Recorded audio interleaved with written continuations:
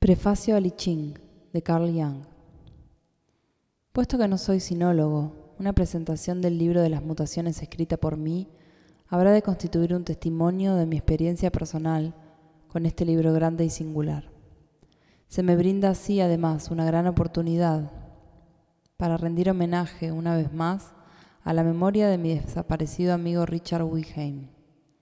Él mismo tenía honda conciencia de la importancia cultural de su traducción del I Ching, versión sin igual en Occidente. Si el significado del libro de las mutaciones fuese fácil de aprender, la obra no requeriría de ningún prólogo. Pero sin lugar a dudas, no es este el caso, ya que hay tantas cosas que se presentan oscuras en torno de él, que los estudiosos occidentales tendieron a desecharlo, considerándolo un conjunto de fórmulas mágicas o bien demasiado abstrusas como para ser inteligibles o bien carentes de todo valor.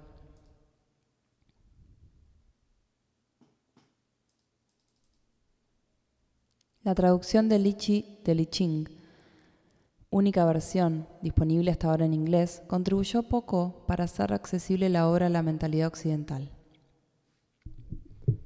Wilhelm, en cambio, hizo el máximo esfuerzo para allanar el camino hacia la comprensión del texto.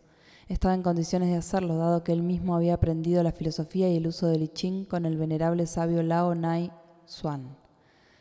Además, durante un periodo de muchos años había puesto en práctica la singular técnica del oráculo. Su captación del significado viviente del texto otorga a su versión del I Ching una profundidad de perspectiva que nunca podría provenir de un conocimiento puramente académico de la filosofía china. Le estoy muy agradecido a Wilhelm por la luz que él aportó a la comprensión del complicado problema del I Ching y asimismo por facilitar una profunda introvisión en lo que respecta a su aplicación práctica. A lo largo de más de 30 años me he interesado por esta técnica oracular o método de exploración del inconsciente, ya que me parecía de insólita significación. Ya estaba bastante familiarizado con el I Ching cuando por primera vez me encontré con Wilhelm a comienzos de la década del 20. Me confirmó entonces lo que yo ya sabía y me enseñó muchas cosas más. No conozco el idioma chino ni he estado nunca en China. Puedo asegurar al lector que no es en modo alguno fácil hallar la correcta vía de acceso a este monumento del pensamiento chino, que se aparta de manera tan completa de nuestros modos de pensar. A fin de entender qué significa semejante libro, es imperioso dejar de lado ciertos prejuicios de la mente occidental. Es un hecho curioso que un pueblo tan bien dotado e inteligente como el chino no ha desarrollado nunca lo que nosotros llamamos ciencia. Pero sucede que nuestra ciencia se basa sobre el principio de la causalidad y se considera que la causalidad es una verdad axiomática. No obstante, se está produciendo un gran cambio en nuestro punto de vista. Lo que no consiguió la crítica de la razón pura de Kant lo está logrando la física moderna. Los axiomas de la causalidad se están conmoviendo hasta sus cimientos. Sabemos ahora que lo que llamamos leyes naturales son verdades meramente estadísticas que deben, por lo tanto, necesariamente dejar margen a las excepciones. Todavía no hemos tomado lo bastante en cuenta el hecho de que necesitamos del laboratorio con sus incisivas restricciones a fin de demostrar la invariable validez de las leyes naturales. Si dejamos las cosas a merced de la naturaleza, vemos un cuadro muy diferente. Cada proceso se ve interferido en forma parcial o total por el azar, hasta el punto que en circunstancias naturales una secuencia de hechos que se ajuste de manera absoluta a leyes específicas constituye casi una excepción. La mente china, tal como yo la veo obrar en el I Ching, parece preocuparse exclusivamente por el aspecto casual de los acontecimientos. Lo que nosotros llamamos coincidencia parece constituir el interés principal de esta mente peculiar. Y aquello que reverenciamos como causalidad casi no se toma en cuenta. Hemos de admitir que hay bastante que decir sobre la inmensa importancia del azar. Un incalculable caudal de esfuerzos humanos está orientado a combatir y restringir los prejuicios o peligros que entraña el azar. Las consideraciones teóricas sobre causa y efecto a menudo resultan desvaídas o imprecisas en comparación con los resultados prácticos del azar. Está muy bien decir que el cristal del cuarzo es un prisma hexagonal. La afirmación es correcta en la medida en que se tenga en cuenta un cristal ideal. Sin embargo, en la naturaleza no se encuentran dos cristales exactamente iguales, pese a que todos son inequívocamente hexagonales. La forma real, empero, parece interesar más al sabio chino que la forma ideal. La abigarrada trama de leyes naturales que constituyen la realidad empírica posee para él mayor significación que una explicación causal de los hechos, los que por otra parte deben usualmente ser separados unos de otros a fin de tratarlos en forma adecuada.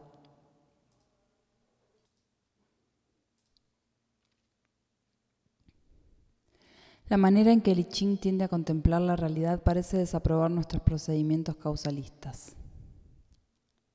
El momento concretamente observado se presenta a la antigua visión china más bien como un acaecimiento fortuito que como el resultado claramente definido de procesos en cadena concurrentes y causales. La cuestión que interesa parece ser la configuración formada por los hechos casuales en el momento de la observación y de ningún modo las visiones hipotéticas que aparentemente justifican la coincidencia. En tanto que cuidadosamente la mente occidental tamiza, pesa, selecciona, clasifica, separa, la representación china del momento lo abarca todo, hasta el más minúsculo y absurdo detalle, porque todos los ingredientes componen el momento observado. Ocurre así que cuando se arrojan las 3 monedas o se cuentan los 49 tallos, estos pormenores causales entran en la representación del momento de la observación y constituyen una parte de él. Una parte que, aunque sea insignificante para nosotros, es sumamente significativa para la mentalidad china.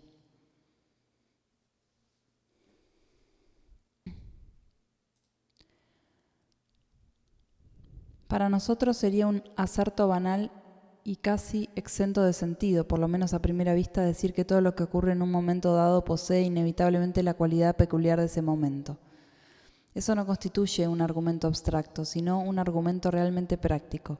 Existen conocedores capaces de determinar solo por el aspecto, el gusto y el comportamiento de un vino el año de su origen y la ubicación del viñedo. Existen anticuarios capaces de indicar con exactitud casi pasmosa la fecha, el lugar de origen y el creador de un objet d'art, de un mueble, solo con mirarlo. Y hasta existen astrólogos que pueden decirnos sin ningún conocimiento previo de nuestro natalicio cuál era la posición del sol y de la luna y qué signo del zodíaco ascendía sobre el horizonte en el momento de nuestro nacimiento. Frente a tales hechos es preciso admitir que los momentos pueden dejar huellas perdurables. En otras palabras, quienquiera que haya inventado el I Ching estaba convencido de que el hexagrama obtenido en un momento determinado coincidía con este en su índole cualitativa, no menos que en la temporal. Para él el hexagrama era el componente del momento en que se lo extraía, más aún de lo que podrían serlo las horas señaladas por el reloj o las divisiones del calendario. Pero cuando se entendía que el hexagrama era un indicador de la situación esencial que prevalecía en el momento en que se originaba. Este supuesto implica cierto curioso principio al que he denominado sincronicidad.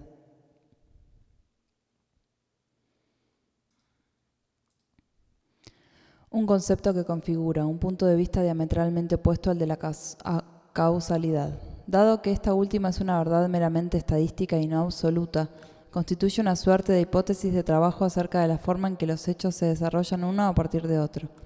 En tanto que la sincronicidad considera que la coincidencia de los hechos en el espacio y en el tiempo significa algo más que el mero azar, vale decir, una peculiar interdependencia de hechos objetivos tanto entre sí como entre ellos y los estados subjetivos psíquicos del observador o los observadores.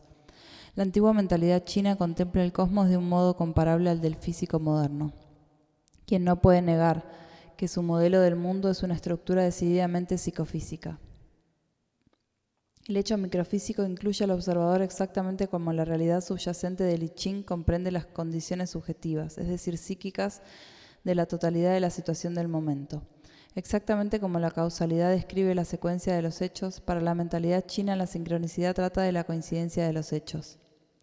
El punto de vista causal, que nos relata una dramática historia sobre la manera de que D llegó a la existencia, se originó en C, que existía antes de que D, y C a su vez tuvo un padre, B, etc. Por su parte, el punto de vista sincronístico trata de producir una representación igualmente significativa de la coincidencia. ¿Cómo es que A, B, C, D, etc. aparecen todos en el mismo momento y en el mismo lugar.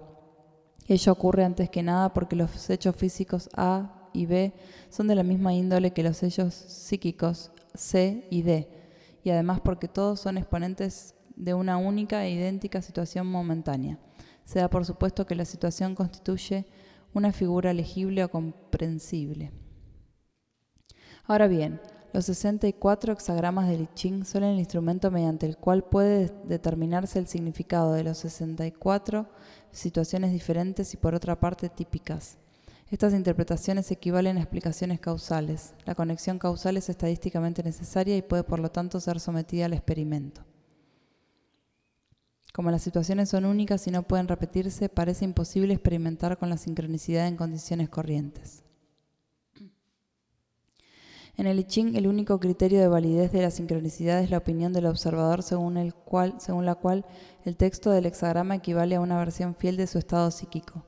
Se supone que la caída de las monedas o el resultado de la división del manojo de tallos de milenrama es lo que necesariamente debe ser en una situación dada, puesto que cualquier cosa que ocurre en ese momento pertenece a este como parte indispensable del cuadro. Si se arroja al suelo un puñado de fósforos, ellos forman la figura prototípica característica de este momento. Pero una verdad tan obvia como esta solo revela su carácter significativo si es posible leer la figura prototípica y verificar su interpretación, en parte mediante el conocimiento que el observador tiene de la situación subjetiva y objetiva y en parte a través del carácter de los hechos ulteriores. Obviamente este no es un procedimiento capaz de hallar eco en una mente crítica, habituada a la verificación experimental de los hechos o a la evidencia práctica. Pero para alguien que complace en contemplar el mundo desde el ángulo en que lo veía la antigua China, el I Ching puede ofrecer cierto atractivo. Por supuesto, la argumentación que acabo de exponer jamás halló cabida en una mente china. Por el contrario, conforme a la antigua tradición, se trata de agentes espirituales que, actuando de un modo misterioso, hacen que los tallos del milenrama den una respuesta significativa. Estas potencias constituyen, por así decirlo, el alma viviente del libro. Este es así una suerte de ente animado, y en consecuencia la tradición llega a afirmar, sin más que uno pueda hacerle preguntas al I Ching y aguardar respuestas inteligentes. Se me ocurrió, por lo tanto, que al lector no iniciado podría interesarle ver al I Ching operando. Con ese propósito, realicé un experimento acorde con la concepción china. En cierto modo, personifiqué el libro, solicitando su criterio sobre su situación actual, o sea, sobre mi intención de presentarlo a la mentalidad de Occidente. Si bien este procedimiento encuadra perfectamente en las premisas de la filosofía taoísta, a nosotros se nos antoja por demás extravagante. Sin embargo, a mí nunca me ha escandalizado ni siquiera lo insólito de los delirios demenciales o de las supersticiones primitivas. Siempre he tratado de mantenerme desprejuiciado y curioso. Rerum novarum cupidus. ¿Por qué no osar un diálogo con un antiguo libro que alega ser un ente animado? No puede haber daño alguno en ello, y el lector puede así observar un procedimiento psicológico que ha sido puesto en práctica infinitas veces a lo largo de los milenios de la civilización china, y que representó para hombres de la talla de un Confucio o un Lao Tse una suprema expresión de autoridad espiritual tanto como un enigma filosófico. Utilicé el método de las monedas y la respuesta obtenida fue el hexagrama 50, Ting, el caldero. De acuerdo con la manera en que estaba construida mi pregunta, debe entenderse el texto del hexagrama como si el I Ching mismo fuese la persona que habla. De modo que se describe a sí mismo como un caldero, es decir, una vasija ritual que contiene comida cocida. Aquí la comida debe entenderse como alimento espiritual. Al respecto dice Wilhelm: el caldero, como utensilio perteneciente a una civilización refinada, sugiere el cuidado y la alimentación de hombres capaces, lo que redundaba en beneficio del Estado. Vemos aquí a la cultura en el punto en que alcanza su cumbre en la religión. El caldero sirve para ofrendar el sacrificio a Dios. La suprema revelación de Dios aparece en los profetas y en los santos. Venerarlos es auténtica veneración de Dios. La voluntad de Dios, tal como se revela a través de ellos, debe ser aceptada con humildad. Ateniéndonos a nuestra hipótesis, debemos construir que aquí el I Ching está dando testimonio acerca de sí mismo. Cuando alguna de las líneas de un hexagrama dado tiene el valor 6 o 9, ello significa que se la acentúa especialmente y que por lo tanto tiene importancia para la interpretación 5, En mi hexagrama, los agentes espirituales han dado el acento de 9 a las líneas que ocupan el 2 y 3 el segundo y tercer puesto. El texto reza: 9 en el segundo puesto significa: en el caldero hay alimento. Mis compañeros sienten envidia, pero no pueden nada contra mí. Ventura. Así el I Ching dice de sí mismo: contengo alimento espiritual, puesto que el participar en algo grande siempre despierta envidia. El coro de los envidiosos es parte del cuadro. Los envidiosos quieren despojar al I Ching de su gran posesión, es decir, tratan de despojarlo de significado o de destruir su significado. Pero su enemistad es en vano. La riqueza del significado del I Ching está asegurada, es decir, está convencido de sus logros positivos que nadie puede arrebatarle. El texto continúa. 9 en el tercer puesto significa: el asa del caldero está alterada. Uno está trabado en su andanza por la vida. La grasa del faisán no se come. Solo al caer la lluvia se agotará el arrepentimiento. Finalmente llega la aventura.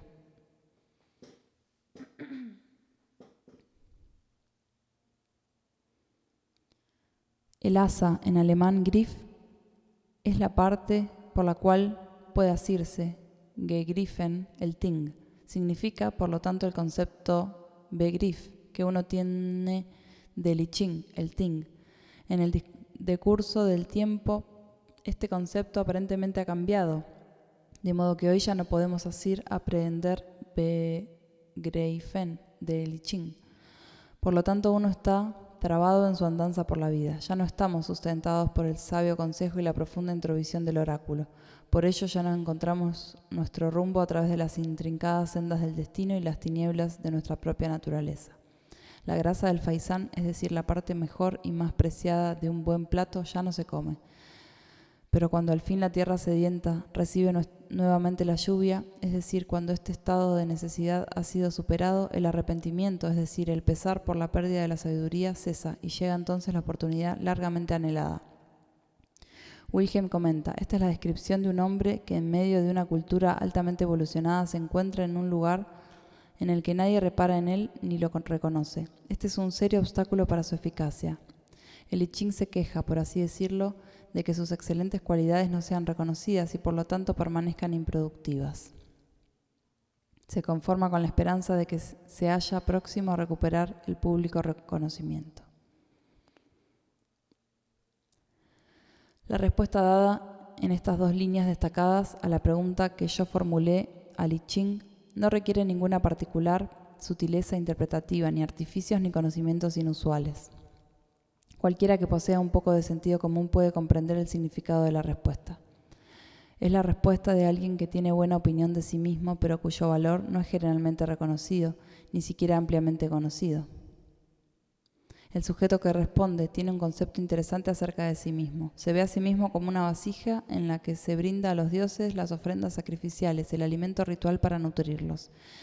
Se concibe a sí mismo como un utensilio de culto destinado a proveer alimento espiritual a los elementos o fuerzas inconscientes, agentes espirituales, que han sido proyectados como dioses, en otras palabras, destinado a prestar a esas fuerzas la atención que necesitan a fin de desempeñar su papel en la vida del individuo.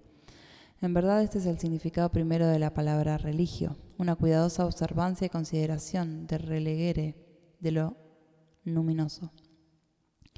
El método del I Ching, en verdad, toma en consideración la oculta calidad individual de cosas y hombres, así como también de nuestra propia mismidad inconsciente. Interrogué al I Ching como se interroga a una persona a la que nos disponemos a presentar a nuestros amigos. Uno pregunta si ello le resultará agradable o no. En respuesta, el I Ching me habla de su significación religiosa, del hecho de que en la antigüedad se lo desconoce y se lo maljuzga, de su esperanza de que se lo restituya a un puesto de honor. Esto último, obviamente, con una mirada de reojo a mi aún no escrito prólogo, y sobre todo a la versión inglesa. Esta parece ser una reacción perfectamente comprensible, tal como la que podría esperarse también de una persona en situación similar.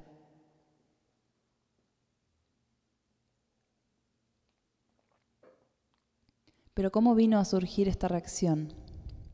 En virtud de arrojar yo al aire 3 pequeñas monedas, dejándolas caer, rodar y detenerse en posición, de cara o seca según fuera el caso. Este curioso hecho que una reacción que tiene sentido surja de una técnica que en apariencia excluye de entrada todo sentido, constituye la gran realización del I Ching. El ejemplo que acabo de dar no es único. Las respuestas plenas de sentido constituyen la regla. Tanto sinólogos occidentales como distinguidos eruditos chinos se tomaron la molestia de informarme que el I Ching es una colección de fórmulas mágicas obsoletas.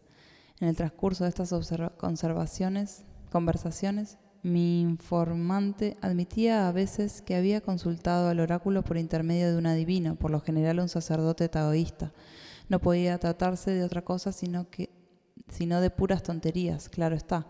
Pero ahí es bastante curioso, la respuesta recibida coincidía, al parecer de un modo notablemente acertado, con el punto sensible psicológico del consultante. Estoy de acuerdo con el pensamiento occidental en que era posible que existiese cualquier número de respuestas a mi pregunta, y por cierto no puedo afirmar que otra respuesta no hubiera sido igualmente significativa. Sin embargo, la respuesta recibida fue la primera y la única. Nada sabemos sobre otras respuestas posibles. A mí me agradó y me satisfizo plantear la misma pregunta por segunda vez.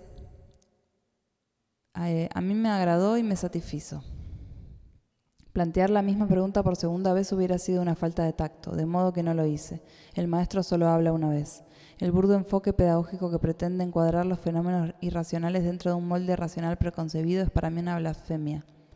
En verdad, cosas tales como esta pregunta deben permanecer como eran cuando por primera vez surgieron a la luz, porque solo así llegamos a saber qué hace la naturaleza cuando se la deja actuar por su cuenta sin que se vea perturbada por la intromisión del hombre. No debiéramos recurrir a los cadáveres para estudiar la vida. Por lo demás, la repetición del experimento es imposible, por la simple razón de que no se puede reconstruir la situación original. Por lo tanto, en cada caso solo hay una primera y única respuesta. Los chinos solamente interpretan las líneas mutantes de los hexagramas obtenidos mediante la utilización del oráculo. Según mi experiencia, todas las líneas del hexagrama son importantes en la mayoría de los casos. Pero volvamos al hexagrama. No hay nada extraño en el hecho de que todo el texto del hexagrama Ting, el caldero, amplíe los temas ya anunciados por las 2 líneas salientes. La primera línea del hexagrama dice: un caldero con las patas tumbadas, propicio para la eliminación de lo estancado. Uno toma una concubina por amor al hijo de ella. No hay tacha.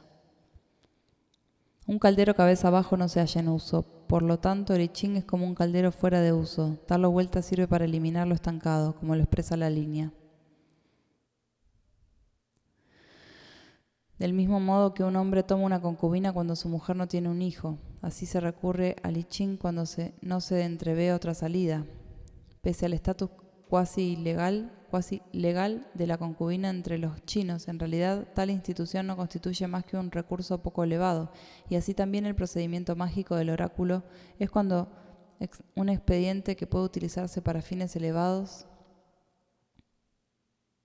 No hay tacha, pero se trata de un recurso excepcional. La segunda y tercera línea ya han sido consideradas. La cuarta línea dice: al caldero se le rompen las patas, la comida del príncipe se derrama y queda mancillada su imagen. Desventura. Aquí el caldero ha sido puesto en uso, pero evidentemente de una manera muy desmañada.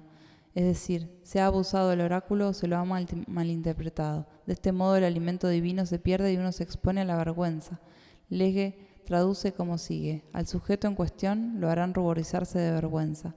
Abusar de un utensilio de culto como el Ting, es decir, el I Ching, es una grasa profanación. Evidentemente aquí el I Ching insiste en proclamar su dignidad de vasija ritual y se opone a ser usado para fines profanos. La quinta línea dice: el Ting tiene asas amarillas, argollas de oro, es propicia a la perseverancia. El I Ching, según parece, se ha encontrado con una nueva y correcta amarilla comprensión, es decir, con un nuevo concepto, Begriff, mediante el cual puede ser aprendido. Este concepto es valioso, de oro. Existe en efecto una nueva edición en inglés que toma el libro más accesible que antes para el mundo occidental. La sexta línea dice: El caldero tiene argollas de jade, gran ventura, nada que no sea propicio.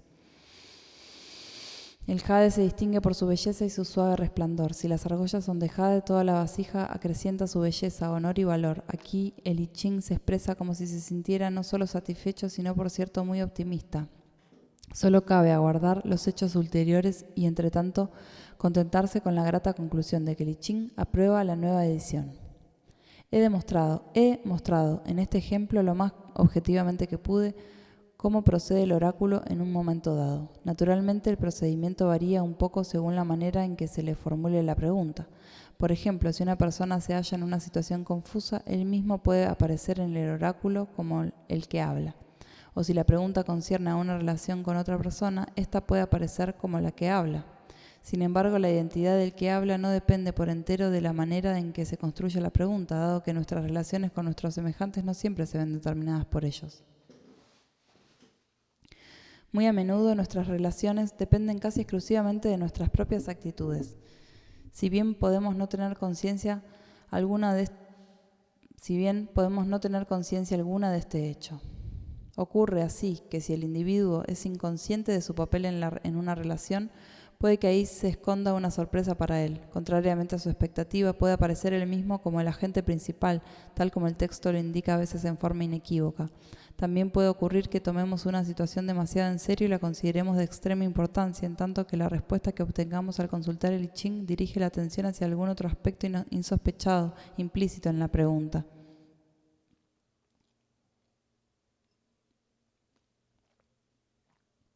Casos como este podrían hacer pensar, por lo tanto, que el oráculo es falaz. Se dice que Confucio recibió una sola respuesta inapropiada, a saber, el hexagrama 22, lo agraciado. Un hexagrama que en toda su extensión tiene que ver con lo estético. Esto nos recuerda el consejo dado a Sócrates por su daimon. Tú deberías hacer más música, a raíz de lo cual Sócrates empezó a tocar la flauta. Confucio y Sócrates compiten por el primer puesto en lo que se refiere a sensatez y una actitud pedagógica frente a la vida, pero es poco probable que ninguno de los dos se ocupara de conferir gracia a la barbita de su mentón, como lo aconseja la segunda línea de ese hexagrama. Desgraciadamente, la sensatez y la pedagogía a menudo carecen de gracia y encanto, y así es posible que después de todo el oráculo no se haya equivocado. Volvamos una vez más a nuestro hexagrama. Aunque el I Ching no solo parece estar satisfecho con su nueva edición, sino incluso expresar un acentuado optimismo.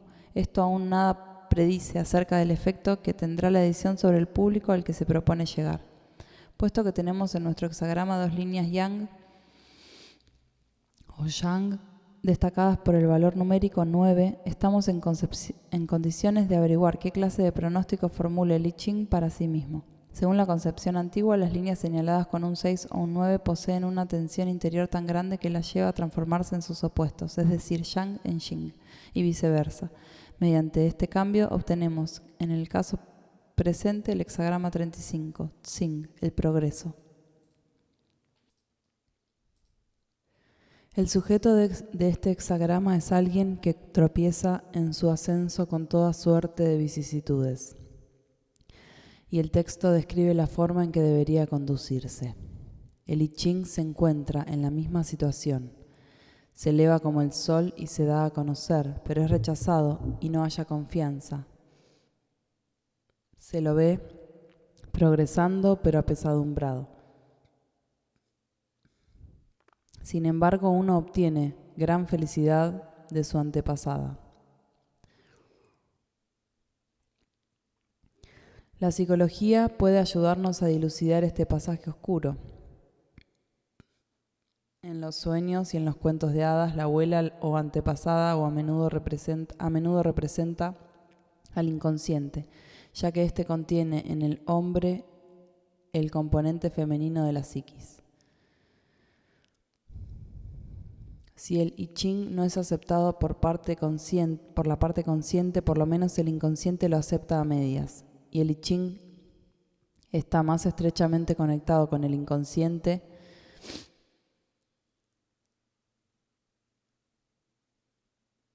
que con la actitud racional de la conciencia. Dado que el inconsciente a menudo aparece representado en los sueños por una figura femenina, Tal puede ser la explicación en el caso presente. La persona femenina podría ser la traductora que ha brindado al libro sus cuidados maternales, y esto muy bien podría parecerle al I Ching una gran felicidad. El I Ching anticipa la comprensión general, pero teme ser mal usado. Progresa como una comadreja, pero está atento a la advertencia. No te tomes a pecho ganancia ni pérdida. Permanece libre de móviles no imparciales. No se lanza contra nadie. Por lo tanto, el I Ching encara su futuro en el mercado librero norteamericano con calma y se expresa aquí tal como lo haría cualquier persona sensata con respecto al destino de una obra tan controvertida. Esta predicción es tan razonable y está tan llena de sentido común que sería difícil pensar en una respuesta más atinada. Todo esto ocurrió antes de haber escrito yo los párrafos que anteceden. Al llegar a este punto, quise conocer la actitud de I Ching frente a la nueva situación. El estado de cosas había sido alterado por lo que yo había escrito, en la medida en que yo mismo había entrado ahora en escena, y por lo tanto esperaba saber algo sobre mi propia acción. Debo confesar que mientras escribí este prólogo no me sentí demasiado feliz, ya que como persona con sentido de responsabilidad hacia la ciencia no acostumbro a afirmar algo que no puedo probar o por lo menos presentar como una cosa aceptable para la razón.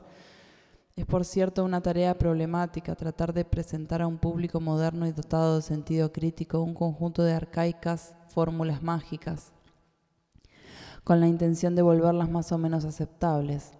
Emprendí la tarea porque yo mismo pienso que hay en el antiguo modo de pensar chino más de lo que está a la vista, pero me resulta embarazoso tener que apelar a la buena voluntad y a la imaginación del lector, dado que debo introducirlo en la oscuridad de un arcaico ritual mágico. Desgraciadamente conozco demasiado bien los argumentos que pueden esgrimirse en contra de él. Ni siquiera sabemos con certeza si el barco que ha de llevarnos por sobre los mares ignotos no hace agua por algún lado. ¿No estará corrompido el viejo texto? ¿Es correcta la traducción de Wilhelm? ¿No nos embelezamos a nosotros mismos con nuestras propias explicaciones? El I Ching insiste de un extremo a otro de su texto en la necesidad del conocimiento de sí mismo. El método que servirá para lograrlo está expuesto a toda clase de abusos. De ahí que no esté destinado a la gente inmadura y de mente frívola. Tampoco es adecuado para intelectualizantes y racionalistas. Solo es apropiado para gentes pensantes y reflexivas a quienes les place meditar sobre lo que hacen y lo que les ocurre. Predilección que no debe confundirse con el morboso y rumiante cavilar del hipocondríaco. Como he señalado más arriba, no tengo respuesta para la multitud de problemas que surgen cuando tratamos de armonizar el oráculo del I Ching con nuestros cánones científicos aceptados.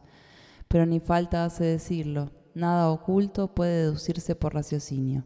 Mi posición en estas cuestiones es pragmática, y las grandes disciplinas que me han enseñado la utilidad práctica de este punto de vista son la psicoterapia y la psicología médica. Probablemente en ningún otro campo tenemos que habérnoslas con tantas incógnitas, y en ninguna otra parte nos acostumbramos tanto a adoptar métodos que resultan operantes, aun cuando por largo tiempo acaso ignoremos por qué son operantes. Pueden darse curas inesperadas ocasionadas por terapias cuestionables e inesperados fracasos ocasionados por métodos presuntamente seguros. En la exploración del inconsciente nos topamos con cosas sumamente extrañas de las que el racionalista se aparta con horror, asegurando luego que no ha visto nada. La plétora irracional de la vida me ha enseñado a no descartar nada jamás, aun cuando vaya contra todas nuestras teorías, de tan breve perduración en el mejor de los casos, o bien no admita ninguna explicación inmediata. Esto naturalmente resulta inquietante y uno no sabe con certeza si la brújula está apuntando bien o no. Pero la seguridad, la certidumbre y la paz no conducen a descubrimientos. Lo mismo ocurre en este método chino de adivinación.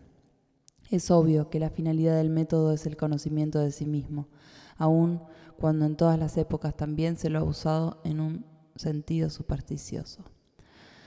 Yo, por supuesto, estoy absolutamente convencido del valor del autoconocimiento, pero ¿tiene algún objeto recomendar semejante introvisión cuando los hombres más sabios a través de las edades han predicado sin éxito su necesidad? Aún para la mirada más prejuiciosa resulta obvio que este libro presenta una larga exhortación a una cuidadosa indagación de nuestro propio carácter, actitud y motivaciones. Esta posición encuentra resonancia en mí y me indujo a emprender el prólogo. Antes, en una sola ocasión, había manifestado algo en relación con el problema del I Ching. Fue en un discurso conmemorativo en homenaje a Richard Wilhelm. Fuera de esto, he mantenido un discreto silencio. No es nada fácil percibir cuál es nuestro propio camino para penetrar en una mentalidad tan remota y misteriosa como la que subyace en el I Ching. No se puede dejar de lado sin más a espíritus tan grandes como Confucio y Lao Tse, por poco que uno sea capaz de apreciar la calidad del pensamiento que ellos representan. Mucho menos es posible pasar por alto el hecho de que el I Ching constituyó para ambos su fuente principal de inspiración. Sé que anteriormente no me hubiera atrevido a expresarme en forma tan explícita sobre una cuestión tan incierta. Puedo correr el riesgo porque estoy en mi 8ª década ahora, y las cambiantes opiniones de los hombres ya apenas me impresionan. Los pensamientos de los viejos maestros tienen para mí mayor valor que los prejuicios filosóficos de la mente occidental. No quiero abrumar al lector con estas consideraciones personales, pero como ya lo señalé, a menudo nuestra propia personalidad está implicada en la respuesta del oráculo. De hecho, al formular mi pregunta, en realidad invité al oráculo a comentar directamente mi acción. La respuesta fue el hexagrama 29,K-An, lo abismal. Se da especial énfasis al tercer puesto, al acentuarse la línea señalada con un 6. Esta línea expresa: adelante y atrás, abismo sobre abismo. En un peligro como este, detente primero y espera. De lo contrario, caerás en un foso dentro del abismo. No actúes así. Anteriormente yo hubiera aceptado de modo incondicional esta advertencia. No actúes así. Y me hubiera negado a dar mi opinión sobre el I Ching por la simple razón de que no tenía ninguna. Pero ahora el consejo puede servir como ejemplo del modo en que funciona el I Ching. Es un hecho, si uno se pone a pensar en ello, que los problemas que ofrece el I Ching representan por cierto abismo sobre abismo. E inevitablemente uno debe detenerse primero y esperar, frente a los peligros de una especulación exenta de restricciones y de crítica. De otro modo, uno realmente extraviará su camino en las tinieblas. ¿Puede haber una posición intelectual más incómoda que la de flotar en la nebulosa de posibilidades no probadas, sin saber si lo que uno ve es verdad o ilusión?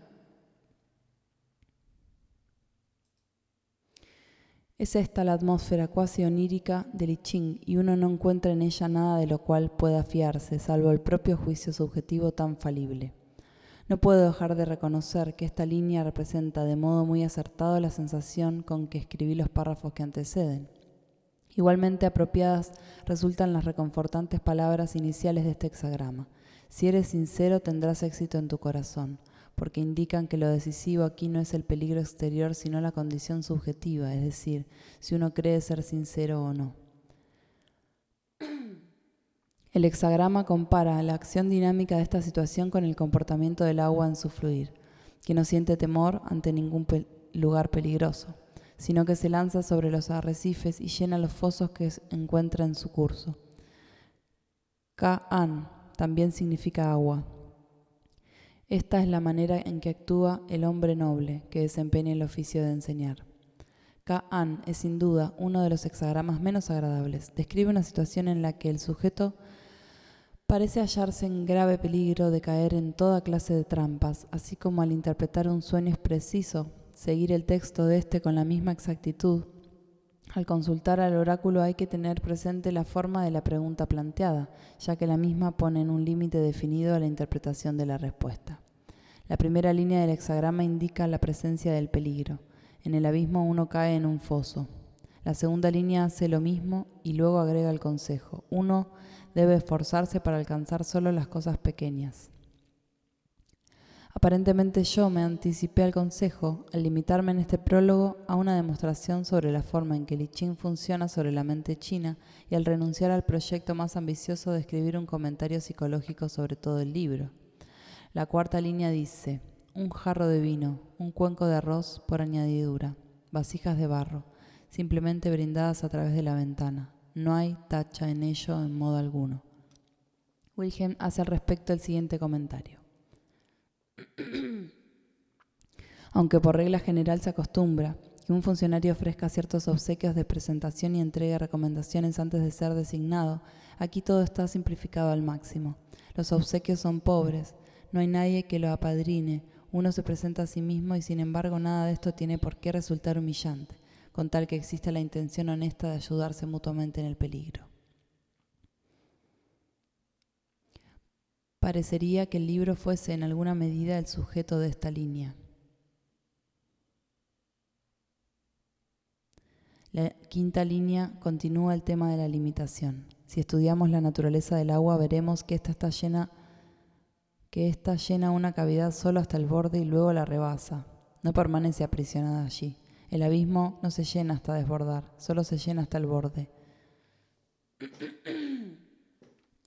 Pero si tentados por el peligro y justamente a causa de la incertidumbre, insistiéramos en convencernos a la fuerza, mediante empeños esenciales, tales como complejos comentarios, etc., solo nos empantanaríamos en la dificultad que la línea al tope describe con mucha precisión como un estado de atadura y prisión.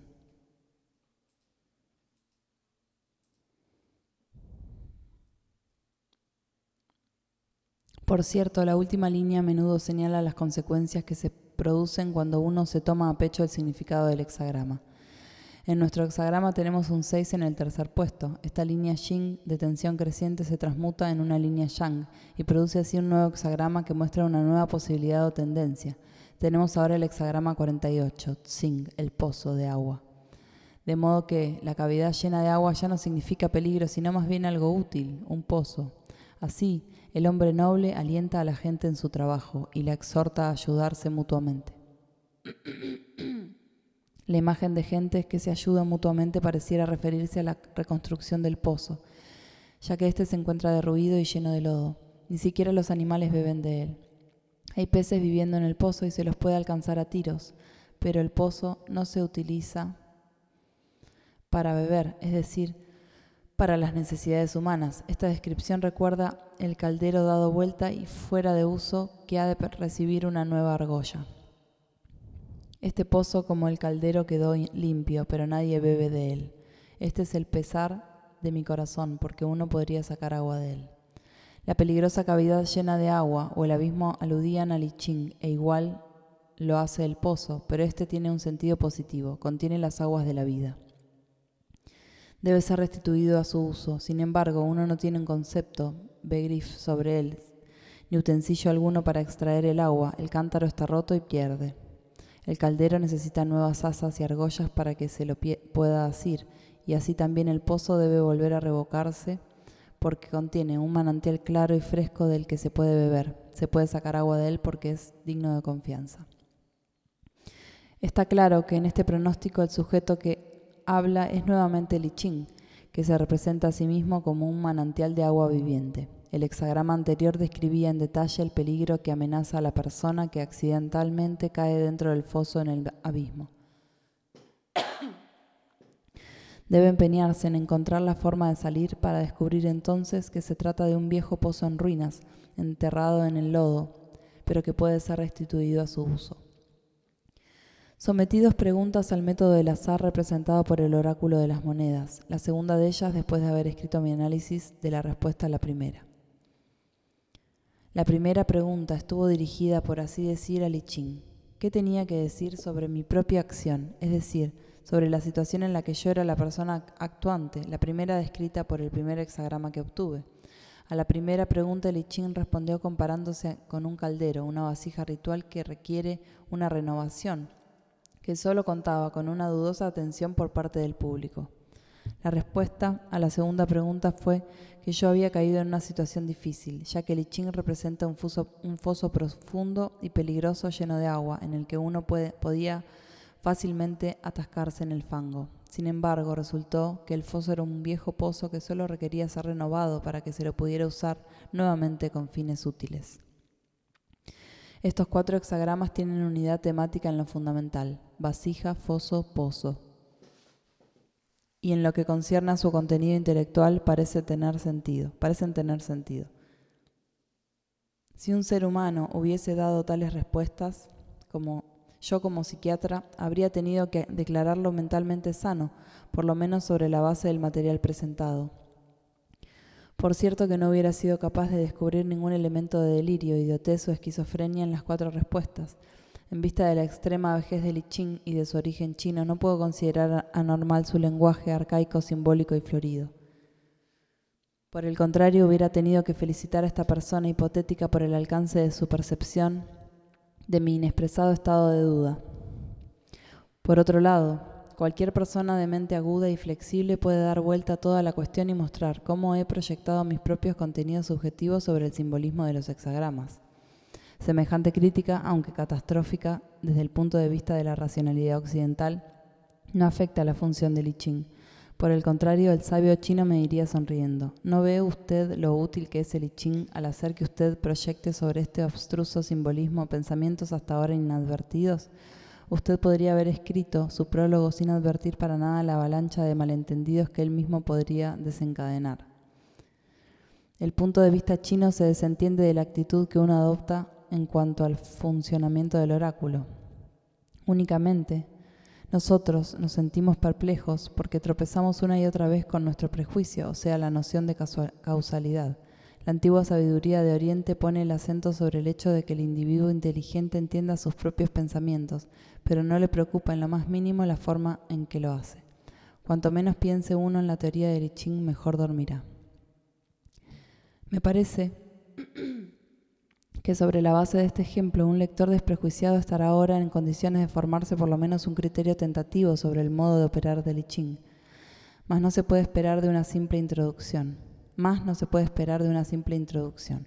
Si mediante esta demostración he conseguido dilucidar la fenomenología psicológica de Li Ching, habré logrado mi propósito. En cuanto a las 1000 preguntas, dudas y críticas que este libro singular suscita, yo no puedo contestarlas. El I Ching no se ofrece acompañado de pruebas y resultados, no alardea ni es fácil de abordar. Como si fuera una parte de la naturaleza, espera hasta que se lo descubra. No ofrece hechos ni poder, pero para los amantes del autoconocimiento, de la sabiduría, si los hay, parece ser el libro indicado. Para algunos su espíritu aparecerá tan claro como el día, para otro un brío como el crepúsculo, para un tercero oscuro como la noche. Aquel a quien no le agrade no tiene por qué usarlo, y aquel que se oponga a él no está obligado a hallar lo verdadero. Dejémoslo salir al mundo para beneficio de quienes sean capaces de discernir su significación.